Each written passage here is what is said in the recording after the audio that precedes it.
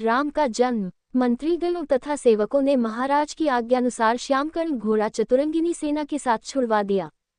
महाराज दशरथ ने देश देशांतर के मनस्वी, तपस्वी, विद्वान ऋषि मुनियों तथा वेदविज्ञ प्रकांड पंडितों को यज्ञ संपन्न कराने के लिए बुलावा भेज दिया।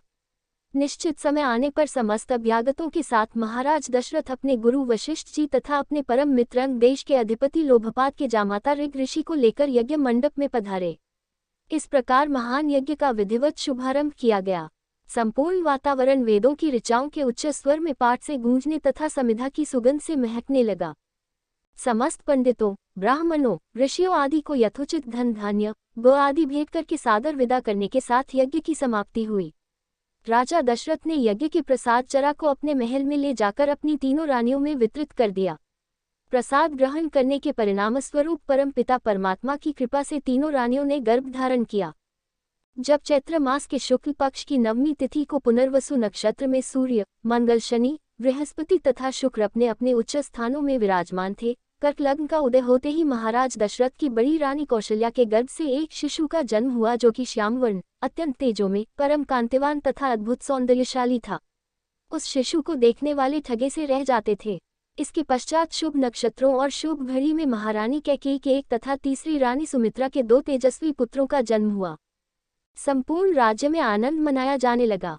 महाराज के 4 पुत्रों के जन्म के उल्लास में गंधर्व गान करने लगे और अप्सराएं नृत्य करने लगीं।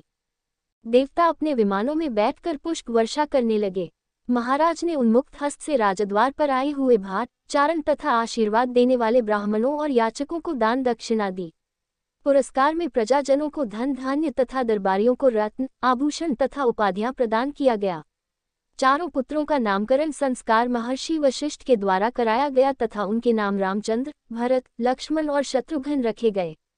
आयु बढ़ने के साथ ही साथ रामचंद्र गुणों में भी अपने भाइयों से आगे बढ़ने तथा प्रजा में अत्यंत लोकप्रिय होने लगे। उनमें अत्यंत विलक्षण प्रतिभा थी जिसके परिणामस्वरूप अल्पकाल में ही वे समस्त विषयों में पारंगत हो गए।